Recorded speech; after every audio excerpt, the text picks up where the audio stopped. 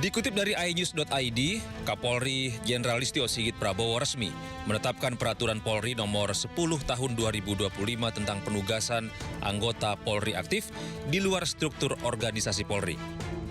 Peraturan ini membuka peluang bagi anggota Polri aktif untuk menempati posisi di 17 kementerian dan lembaga negara di luar struktur Polri, sekaligus mengatur bahwa anggota Polri yang ditugaskan ke posisi sipil harus melepaskan jabatan di internal kepolisian sebelum menduduki jabatan baru.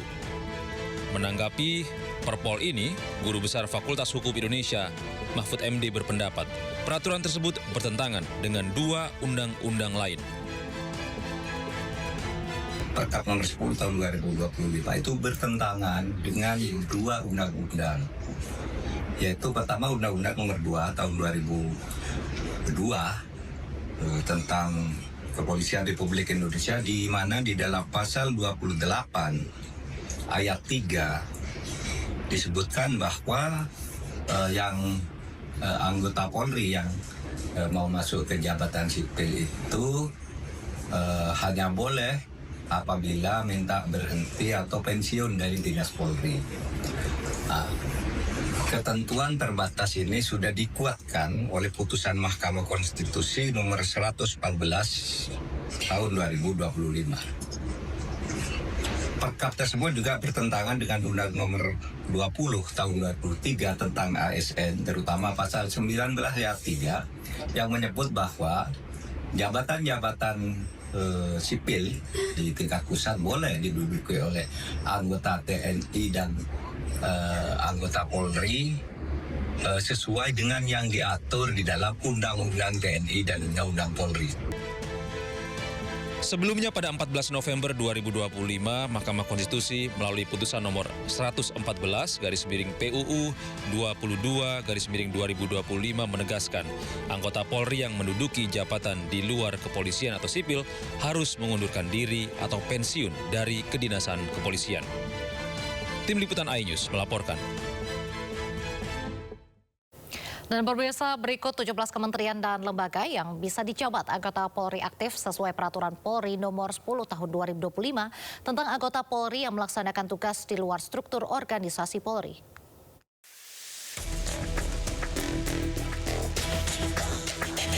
Satu, Kementerian Koordinator Politik dan Keamanan. 2, Kementerian Energi dan Sumber Daya Mineral. 3, Kementerian Hukum. 4, Kementerian Imigrasi dan Pemasyarakatan. 5, Kementerian Kehutanan. Lalu 6, Kementerian Kelautan dan Perikanan. 7, Kementerian Perhubungan. 8, Kementerian Perlindungan Pekerja Migran Indonesia. 9, Kementerian Agraria dan Tata Ruang Badan Pertahanan Nasional. 10, Lembaga Ketahanan Nasional. Selanjutnya 11, Otoritas Jasa Keuangan. 12, Pusat Pelaporan dan Analisis Transaksi Keuangan. 13, Badan Narkotika Nasional. 14, Badan Nasional Penanggulangan Terorisme. 15, Badan Intelijen Negara. Kemudian 16, Badan Cyber Sandi Negara. 17, Komisi Pemberantasan Korupsi.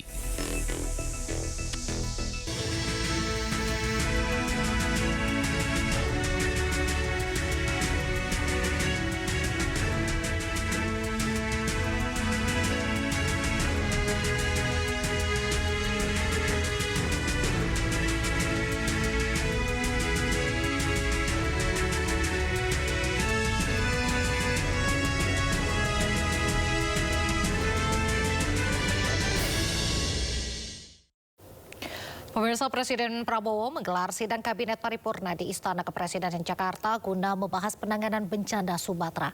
Presiden juga menekankan agar pejabat dan tokoh negara jangan menjadikan bencana sebagai wisata.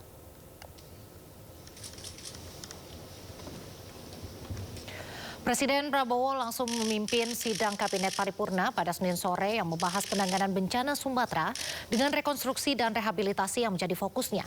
Presiden juga menekankan agar para tokoh dan pejabat negara jangan menjadikan bencana sebagai objek wisata.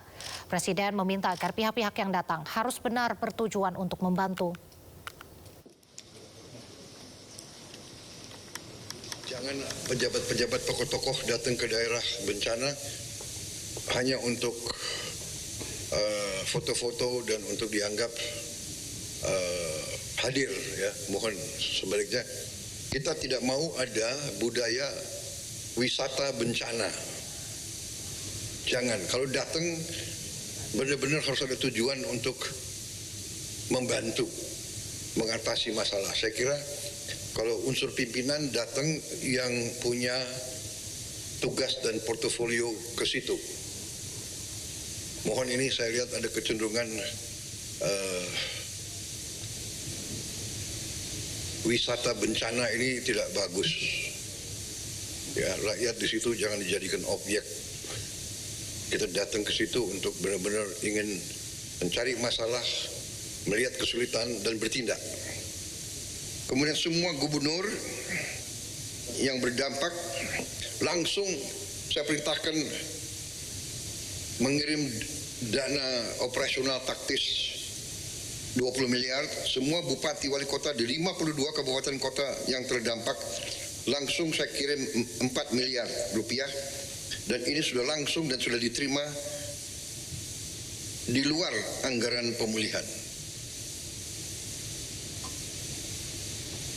3 hari setelah instruksi saya, uang sudah sampai di semua kabupaten. Mendagri, apa benar begitu?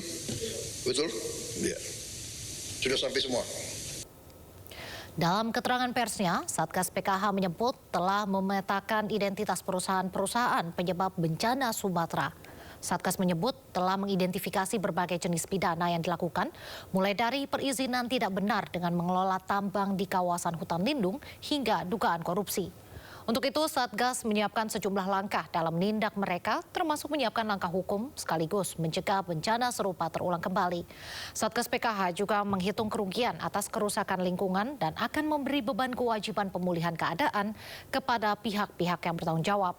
Guna mencegah bencana terulang, pemerintah akan mengevaluasi regulasi di sektor kehutanan, lingkungan hidup, energi, dan sumber daya alam. Memang ada beberapa perusahaan. Nah, seperti apa perusahaan yang terindikasi pidana? Ya. 1, memiliki perizinan yang tidak benar. Ini akan kita tinjau. Apakah benar bisa timbul perizinan di kawasan hutan lindung? Nah, kira-kira seperti itu. Kemudian ada perbuatan juga ketika dia mengelola izin tersebut. Entah proses penebangannya, ya.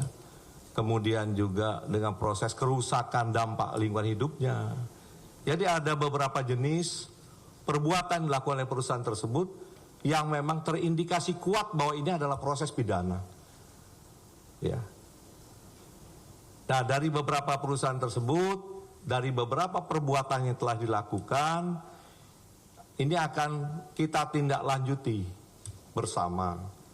Kita akan mendorong teman-teman penyidik, terutama Bareskrim yang sudah mulai ini.